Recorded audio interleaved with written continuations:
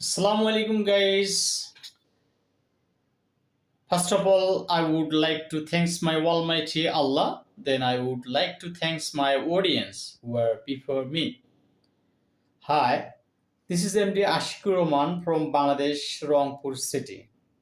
I have completed graduation as a BSS in 2009 in National University. I have three brothers and a sister. I have lost my father in 1997. My mother is a homemaker. My main ambition is to be a successful English teacher in Bangladesh. Now I am doing a job in Tehsil, Bangladesh. That's all about me. Thank you for watching my video. If you like my video, please subscribe my channel. Thank you so much.